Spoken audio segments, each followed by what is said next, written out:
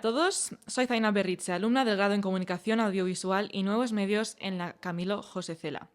En este nuevo episodio del podcast de The Global Education Forum, Education with AI, Shaping the Future and Keeping Us Human, traeremos el uso de la IA para poder ayudar y guiar a los profesores, alumnos y nuestra trayectoria pedagógica. Hoy tenemos el placer de hablar con Andrés Pedreño Muñoz, catedrático de Economía, catedrático y fundador de 1Million Bots, y también le tenemos aquí presente participando en el Global Education Forum. Es un placer tenerte aquí. ¿Qué tal estás? Muy bien, un placer. La verdad es que es un foro muy inspirador porque te encuentras expertos que le sacan el mayor partido a la inteligencia artificial y la ven como una herramienta para apoyar a la humanidad y la docencia realmente en el ámbito universitario, ¿no? Y esto es muy gratificante. Efectivamente. Bueno, primero de todo quería preguntarle que nos cuente un poco sobre 1Million Bots. ¿Qué habéis tratado de solucionar con este chatbot y cómo habéis conseguido diferenciaros? Bien, creo que en un par de horas puedo resumirlo.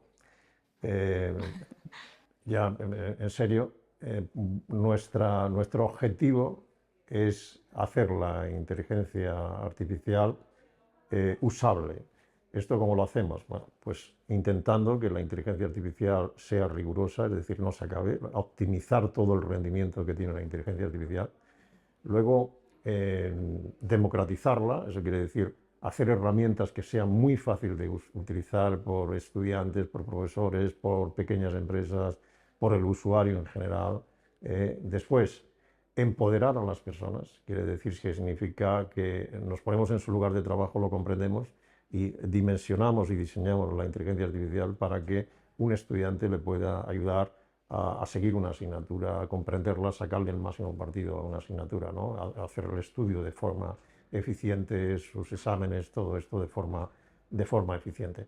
Y luego a las grandes instituciones, a las empresas, a las universidades, trabajamos para 30 universidades, lo que hacemos es hacer cosas a medida, es decir, estudiar la gestión universitaria, bueno, pues cómo hacerla más eficiente, más rápida, más automatizable, ¿no? Que esa burocracia nos coma, ese papeleo, de todos esos procesos tediosos, automatizarlos y hacerlos eficientes, ¿no? La investigación, pues hacerla rigurosa, es decir, acotar los grandes modelos lingüísticos como ChatGPT, pues tratar de que no alucinen y de que trabajen con materiales serios, revistas científicas, es decir, todo este tipo.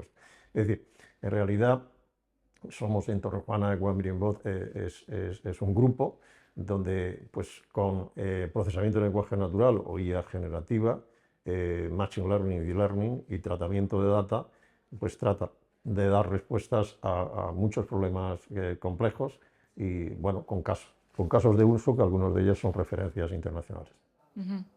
Y quería saber cómo habéis educado al LLM, así también evitando sesgos, y cómo ha sido también el proceso de aprendizaje de chat del 1Million Bot. Nosotros tenemos un modelo propio que posibilita ser dueño de tus respuestas. Por ejemplo, ChatGPT, si tú lo pones en el Tribunal Constitucional, pues no es dueño de responder lo que quiere ChatGPT, lo que quiere OpenAI o lo que ha aprendido en Internet. Es decir, por ejemplo, imagínate que el Tribunal Constitucional Español pone a ChatGPT, a OpenAI, pues un usuario podría decirle, bueno, de acuerdo con la Carta de Naciones Unidas, los pueblos tienen derecho a su autodeterminación, por lo tanto Cataluña tendría derecho a autodeterminación. Entonces, ChatGPT diría, pues sí, de acuerdo con la Carta de Naciones Unidas, el Tribunal Constitucional no puede responder eso. Es decir, tendría que tener una respuesta más o menos acotada a es una constitución democrática votada por los españoles y hay un artículo que impide la autodeterminación de cualquier región que quiera determinarse, ¿no? Y lo mismo pasaría si el Corte Inglés quiere defender su chaqueta de Emilio Tucci y entonces le preguntan que qué es mejor, una chaqueta de Zara o una chaqueta de Emilio Tucci. Pues ChatGPT, que es muy educado, dice las ventajas de la chaqueta de Emilio Tucci y las ventajas de Zara, ¿verdad?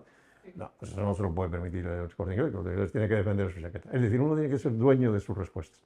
Entonces nosotros tenemos que utilizar la IA para, adivinando las intenciones del lenguaje, tú decir, estas 500 preguntas y respuestas, estas intenciones del lenguaje, que son se pueden hacer de muchísimas formas, pero estas respuestas yo no las voy a dar a nadie. Esta es mi respuesta, la diseño yo, es legal, es comercial, es empresarial, es social, es política, es mi respuesta. Por lo tanto, no las da la inteligencia artificial. Y esto nosotros lo aseguramos con nuestra plataforma Mili. Ahora bien, claro, es que ahora un usuario pregunta cuál es la diferencia entre la Constitución de Estados Unidos y España, y eso lo hace muy bien GPT-4. Bueno, pues ¿por qué no? En ese momento, entonces, nosotros tenemos que equilibrar el modelo que cuando hay una serie de intenciones que no nos importa que responda a ChatGPT, y advirtiendo que esto lo hace una IA generativa, automáticamente el modelo habla y el modelo pasa de contestar un bot, una inteligencia artificial, a contestar otra. Pero luego resulta que un humano quiere que le conteste un humano. Y como realmente le hemos quitado una cantidad de trabajo enorme a los humanos, porque las preguntas tópicas, repetitivas, ya las hace nuestra inteligencia artificial o las hace GPT, pues entonces un humano, viene una persona mayor que quiere que le atienda un humano, o una persona que está llorando y que no quiere que le atienda una máquina, aprieta el botón y entonces viene alguien y le puede atender, porque hemos liberado muchísimo trabajo humano. Entonces, en ese sentido, combinamos las tres tecnologías. Y luego, para evitar, si por ejemplo solamente utilizamos ChatGPT, pero mañana puede ser Gemini, mañana puede ser... Lo que es importante es que tengamos metodologías de prompts, es decir, de aquellos sistemas que nos permiten mejorar la inteligencia artificial. Eso se hace utilizando las capacidades lingüísticas de los modelos con data riguroso nuestro propio del que nos fiamos, o bien creando unos prompts. Los prompts son las condiciones, aquellas de las cuales le dices a ChatGPT lo que puede hacer, lo que no puede hacer o cómo lo quieres que lo haga. Quiero que me redactes esto al estilo de Vargas Llosa, quiero que lo hagas brillantemente, quiero que lo hagas rigurosamente, y rigurosamente entiendo esto, esto y esto. O quiero que no hagas esto, esto y esto. Establecer unas condiciones, como ya están en condiciones de partida. Pues ChatGPT normalmente no habla de determinadas cosas porque evidentemente le han hecho prompts de partida, programados, para evitar que el modelo haga cosas que probablemente no debe hacer, incluso si los humanos intentan pervertirlo, ¿no? Claro. Y como catedrático de Economía y experto en inteligencia artificial, ¿cómo integras ambas disciplinas en tu investigación actual? De alguna forma a mí me ha obsesionado en esto. Tenemos un libro publicado hace 4 años que ha sido bestseller en Amazon, que es Europa frente a Estados Unidos y China, prevenir el declive en la era de inteligencia artificial. Y ahora otro más reciente sobre España, España en la nube, un país, una startup nation, un país del desempleo juvenil. Entonces, ahí un poco hablamos de economía y hablamos de inteligencia artificial. Entonces, ¿cuál es un poco el gran debate de Europa frente a China y Estados Unidos? En Europa hablamos de ética, de regulación, de miedo, de los riesgos de la inteligencia artificial. Y evidentemente tiene riesgos, claro, el fuego quema, pero imaginemos a los humanos cuando les descubrieron el fuego, uy, ¿esto cómo quema? Vamos a prohibirlo, vamos a regularlo, solamente viene el hechicero, viene de aquí 1000 condiciones y a partir de ahí encendemos el fuego. No, se quemaron, aprendieron y evidentemente después eso tuvo una época. O sea, estamos en una época que necesitamos valientes, necesitamos correr riesgos y aprender de esos riesgos. Y cuando realmente los riesgos estén muy acotados y hayamos aprendido, entonces regulemos. Una sobreregulación proteccionista, no, cuidaditos, somos todos muy débiles, muy vulnerables. No, no. China y Estados Unidos es todo lo contrario. O sea, en China es increíble, un país que era una dinastía feudal en 1911, un país comunista, ahora mismo tiene una inteligencia artificial absolutamente desbordante. Los turistas que han ido no dan crédito en muchísimas de las cuestiones. Y ahí sí tienen que estar preocupados porque no hay un régimen democrático, no hay un sistema jurídico de garantías y el reconocimiento facial y todo este tipo de cosas. Claro, ahí sí tenían que estar muy preocupados. Pero en la vieja Europa, la vieja de las democracias, de los tribunales constitucionales, de los sistemas jurídicos, de una que Madrid tiene más abogados que toda Francia, o sea, esto no significa, o sea, creo que deberíamos estar muy tranquilos, ya tenemos incluso una conciencia política, o sea, en realidad, en la economía, ahora mismo, y esto es nuestra contribución, hay que ilusionar a las empresas, hay que ilusionar a los países de una apuesta, de una tecnología que lo cambia todo. O sea, el World Economic Forum, y termino en esta reposición, por aquí me podría extender muchísimo, dice, desde hace antes de la IA generativa, que la IA explicará en los próximos años, 14 años, la mitad del Producto Interior Bruto de los países avanzados. ¿Pero qué país puede entonces no tener una estrategia, una proactividad extraordinaria en torno a la inteligencia artificial para aplicarla al turismo, a todas sus actividades fundamentales? Solamente en la IA generativa, McKinsey calcula que todos los años la IA generativa, con 62 casos de uso, se producirá una economía equivalente a la del Reino Unido. O sea, todos los años, ¡crack!, un Reino Unido en la economía mundial. Eso significaría a España, que representa el 1,2-1,3% del Producto Interior Bruto mundial, una economía como la de Valencia, 50.000 millones. O sea, vamos a prescindir de una economía como la de Valencia todos los años si no apostamos, no tenemos una apuesta. Si no la ponemos nosotros, la hará Italia, o la hará Kenia, o la hará México, es decir, o Lisboa, Portugal. O sea, quiero decir que esto, en definitiva, no es una opción. O sea, los países deberían tener, como lo hizo en su día el informe Obama, como lo hizo China con sus informes, pero incluso, fíjate, Obama, y termino, perdón, pues no tuvo que decir aquí hay grandes inversiones, tienen sus gigantes tecnológicos, y un gigante tecnológico como Apple equivale a 3 veces el Producto Interior Bruto de España. O sea, tiene unos potenciales de investigación, de inversión, de inteligencia artificial que no tienen nuestros países. Nuestros países, en definitiva, deberían obsesionarse con que estas tecnologías de propósito general, que van a revolucionar la sanidad, la educación, las empresas con su productividad, etcétera, tuvieran la mejor estrategia, la mejor inversión, y no crear una cultura del miedo, sino una cultura proactiva en favor de estas tecnologías. Efectivamente. Y acaba de mencionar su libro. Quería también preguntarle cuáles son otras diferencias, quizás culturales o en la educación, que ha destacado en este libro, y si nosotros las podemos aplicar en nuestros estudios, en la docencia o en los formatos y metodologías de las universidades.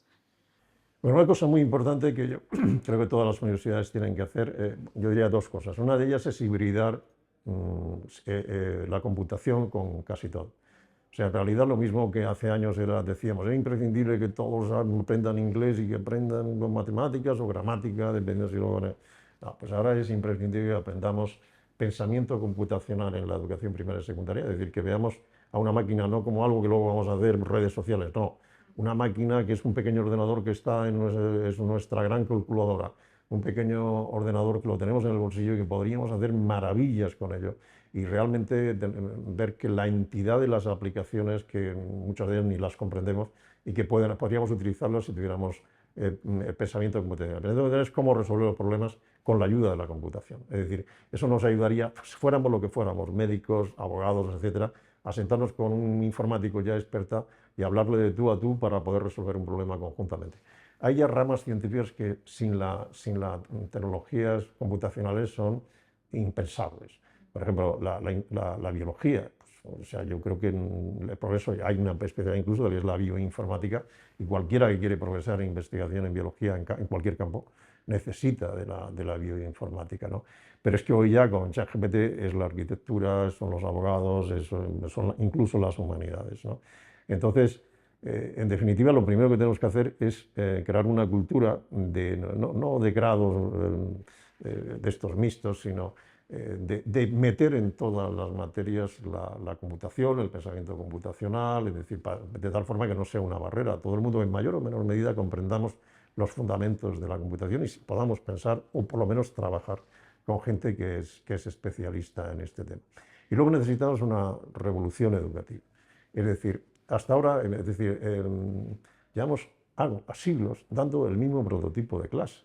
Es decir, un profesor nos da unos contenidos, los chavales, chavalas tienen que estudiarlos ahí, algunos ya no pueden, no dan abasto en ninguna asignatura, en ningunos materiales que se tienen que estudiar, se descuelgan o tiran la toalla o lo abandonan todo para darse un atracón de cara al examen, aprender lo que pueden e intentar aprobar.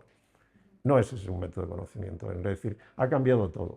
El mundo digital ha cambiado la forma en la que nos divertimos, en Netflix, el otro, en no sé cuántos, la forma en la que trabajamos, las herramientas, y sin embargo estamos enseñando igual.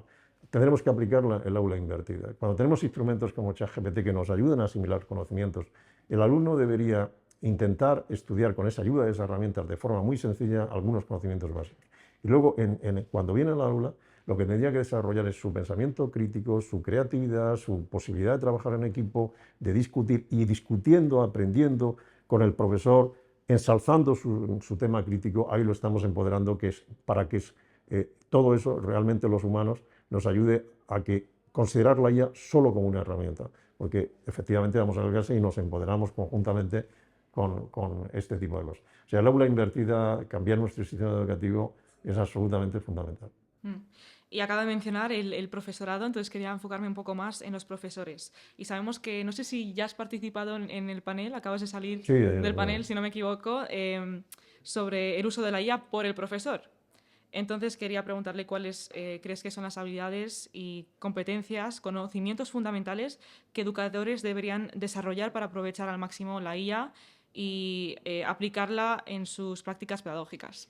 los profesores tenemos que reiniciarnos, tenemos que reinventarnos absolutamente. O sea, los profesores tenemos una cantidad de vicios adquiridos, te lo dice una persona que tiene 70 años, ¿eh? O sea, que ha estado muchos años en la docencia bueno, y que he sido rector de una universidad, la Universidad de Alicante, y por lo tanto después estuve en universidad y he estado en muchas universidades, 800 universidades, la red más importante que hay de red universitaria. Y he hablado con muchos docentes, con muchos gestores de universidades en definitiva, y la universidad tenemos una cierta zona de confort. Es decir, nos hemos empoderado, y, oh, el profesor, los alumnos, oh, la universidad, el prestigio, para acá, para allá, el estatus. No. En la universidad tiene un mal endémico, esto tenemos que hacer una autocrítica. Los profesores, ante la era de ChatGPT y compañía, deberíamos tener el coraje de reinventarnos, de empezar a aprender desde cero, cuáles deben ser de nuestras clases, probar, hacer complicidad con los alumnos y, en definitiva, tener una mente muy abierta. Claro que nos vamos a quemar, claro que el fuego quema, claro que la inteligencia artificial tiene riesgos, claro que puedo hacer el ridículo, claro que un alumno puede saber más que yo, claro, claro, claro. Pero claro, yo probablemente tenga que empezar a hacer exámenes no haciendo preguntas, sino examinando las preguntas que hacen los alumnos. Porque en realidad lo que un alumno va a poder aprovechar la inteligencia artificial si puede hacer preguntas con prompts inteligentes. Si hace preguntas sencillas, o sea, no podemos utilizar ChatGPT como si fuera Google. Google hace 3 palabras clave. Y sin embargo, en ChatGPT, si le haces un prompt de una hoja, probablemente te hace resultados brutales, o te puede hacer resultados que nadie le da, solamente a ti esos resultados. Son específicos y producto de las condiciones o motivaciones que le has puesto a ChatGPT en el prompt, ¿no? Entonces, en definitiva, ¿qué es esto? Es una revolución en toda regla. Entonces, hay que crear cultura de una mente abierta, cultura de valientes. Esto lo dice muy bien Javier García, que es Premio Nacional de Investigación, es uno de los mejores científicos que tenemos jóvenes en nanotecnología.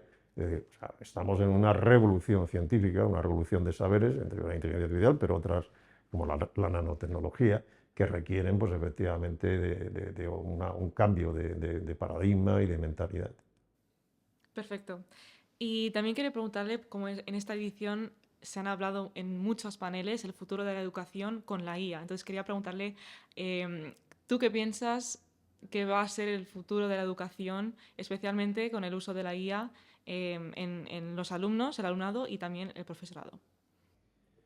Pues para mí no es una incógnita porque va a depender mucho efectivamente, de lo que haga un país. Y hay países que empiezan a regular o a haber un cierto paternalismo. Viene un ministro de Educación y nos dice, bueno, voy a regularlo todo para ver. Y entonces ya, porque hay mucha gente que lo está pidiendo incluso. Pues claro, entonces vamos a depender de cómo nos regulen, etcétera. Yo soy partidario de no ponerle puertas al campo, de realmente arriesgarnos, como he dicho, de que cometer errores. Si es que no pasa nada, oye, que una universidad se ha equivocado, pues, bienvenido, oye, aplaudamos la valentía y porque ya nos está indicando un camino de cómo no tenemos que equivocar. Y los alumnos habrán aprendido, y los profesores habrán aprendido un montón, habrán madurado un montón, porque saben muy claramente que eso tiene riesgos, que eso no se debe hacer o que tal y cual. Y yo creo que lo que habría que efectivamente es crear, o sea, yo creo que un país que lo haga bien es un país que está introduciendo en educación ciudadana.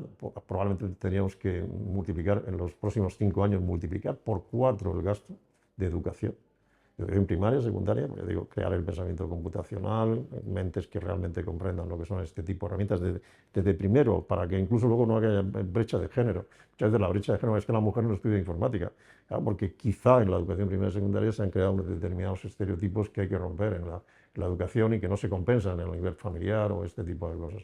Entonces ahí hay que hacer una revolución en la educación. Y entonces a partir de ahí iremos descubriendo cómo en realidad, como fueron los humanos descubriendo el fuego, cómo utilizarlo, con muchísimas ventajas. Entonces iremos descubriendo cómo la IA, en definitiva, podemos sacarle el máximo partido cómo la IA no debe decidir en derechos fundamentales, siempre cuando hay un derecho fundamental, por muy bien que lo haga IA, es decir, cuando el trabajo, la IA no puede decidir tú trabajas o todo, no, es un humano puede recibir un informe, pues este es el perfil o esta es la persona más adecuada, pero tiene que decidir humano y tiene que responsabilizarse la salud, el derecho a la vida, un médico, la IA no puede decidir uno, no. El médico recibe el tratamiento y si tiene dudas, pues que la IA opina otra cosa, otro diagnóstico, pues voy a hacer más pruebas y ya no estoy convencido y me responsabilizo yo. Igual la justicia, la IA no puede decidir si usted sentencia tantos años, no. Un juez recibe esto, lo contrasta, lo ve lógico, no lo ve lógico, da más pruebas, o digo, a ver si la IA lleva razón y yo estoy equivocado, y entonces le hace reflexionar, pero los humanos deciden, y esto tuve la suerte de hablarlo con los presidentes de los tribunales constitucionales de toda Iberoamérica en un debate que tuvimos. Creo que esta propuesta fue la que yo puse encima de la mesa y realmente dijeron, bueno, es que precisamente con esos fundamentos no haría falta tanta regulación, porque esos son los riesgos que tenemos, ¿no? Que obviamente las máquinas en un día tomamos decisiones, pero si partimos de esa línea roja, con limitaciones, oye, es que la IA puede decir, bueno, muy bien, aunque lo haga, siempre es un humano el que va a tomar la decisión. Y dirá, oye, sí, uy, la IA qué buena que es y diagnostica el cáncer mejor que yo, muy bien, pero tú tienes la última palabra sobre esa cuestión, ¿no? Y entonces, eso significa también preservar una cantidad de puestos de trabajo fundamentales, que también esto pues, es lógico que sea. Efectivamente. Y bueno, en el grado de comunicación audiovisual ahora mismo estamos estudiando cosas como Machine Learning o Natural Language, y yo personalmente también estoy investigando cómo poder empezar a escribir mejores prompts en ChatGPT. Entonces quería preguntarte cuáles son algunos recursos que recomendarías para que un alumno aprenda a utilizar estas plataformas de IA. ¿Algún libro, algún vídeo, podcast? Vamos a ver, yo estuve bastante tiempo con el tema de los prompts. Bueno, enhorabuena, precisamente, eso está muy bien, que estudiáis Machine Learning, todo este tipo de cosas. Enhorabuena, magnífico, me das una gran alegría. Vamos a ver, ¿cuál fue mi truco? Yo me estuve leyendo muchísimo sobre prompt, todo lo que había publicado. De hecho, tenemos una página, podéis verla, que es 1 Million Prompts. Y entonces, pues ahí está todo lo que, en principio, todas las primeras tonterías que yo aprendí están ahí, pero están bastante bien explicadas. Por ejemplo, pues como un buen prompt para el tema de un tema médico te diferencia un buen resultado o no resultado, o un tema de historia, o realmente los consejos generales que hay para hacer un prompt. Como eso ya está en muchas páginas, no voy a dar. ¿Cuál fue el truco que aprendí? El truco está en preguntarle a ChatGPT cuál es el prompt. Claro, y te lo hace como nadie. Pero ya de entrada, no cualquier tipo de prompts. En definitiva, yo creo el mejor truco. A ver, ponme un ejemplo de un prompt que te interese. Vale, por ejemplo, quiero empezar a escribir un artículo sobre el reciente partido de fútbol de la Champions League. Muy bien, entonces yo le diría, actúa como el mejor experto que hay en competiciones deportivas y específicamente de fútbol. Con eso tú estás haciendo que no alucine con otros temas que podrían ser colaterales y donde puede hacer un lío. Vale, está actuando como un experto significaría de alguna forma que acota una determinada información. Podrías decirle, y solamente tener en consideración el marca, no sé qué, determinadas fuentes deportivas que probablemente son abiertas y donde sea, bueno, tú puedes ya entonces elegir si incluso le supeditas o le dices que preferentemente tenga en cuenta determinadas informaciones. Entonces a partir de ahí le dices, y ahora necesito un prompt donde me indiques el tipo de lenguaje y me des consejos en función del prompt para optimizar un resultado en el que mis objetivos son estos, esto y esto y esto. Va dirigido a personas y tal. Y entonces, ¿qué hace o qué suele hacer la herramienta? Siempre con GPT-4. Yo, GPT, bueno, pues si no tienes otro remedio y quieres hacerlo gratis, pero yo creo que se merece la pena gastarse un poco de dinero y GPT-4. Entonces, ¿qué hace la herramienta? Que la herramienta te va haciendo preguntas para hacer el prompt. Y tú dices, pero eres forofa de Real. Entonces, a lo mejor te puede preguntar, esto me lo estoy inventando, pero eres aficionado al Real Madrid o del Atlético. Sí. Real Madrid. Pues que a lo mejor está diciendo que tú eres del Atlético, bueno, pues es distinto. O eres del Barça. Bueno, entonces dices, no, específicamente. Pero ¿quieres que quieres que sea un lenguaje estrictamente deportivo o divertido? Pues no sé qué. O sea, te pide preguntas y entonces esas preguntas, cuando te ha contestado todas, entonces te dirá ChatGPT, que sabes que es muy educado. Muy bien, pues ahora te voy a hacer el prompt y no sé qué. Entonces te escribe el prompt. Muchísimas gracias. No falla. Es muchísimo mejor del que puede hacer en otra cosa. Eso nosotros, esa metodología, nosotros la hemos seguido para... Al final de la página que te he recomendado están algunos ejemplos de cómo un poco hacerle trabajar a GPT para que te haga el mismo prompt. Muy bueno haciendo prompt. Muchísimas gracias por el consejo, seguro que muchos lo utilizaremos. Y bueno, hemos llegado al fin de la entrevista. Muchísimas gracias por tu tiempo. Esperamos verte más en próximas ediciones del Global Education Forum. Y muchísimas gracias de parte del equipo de prensa también de la Universidad Camilo José Cela. Pues qué pena que se haya acabado la entrevista, más bien que me lo estaba pasando, por favor invítame el año que viene. Muchísimas gracias, efectivamente. Gracias. Gracias.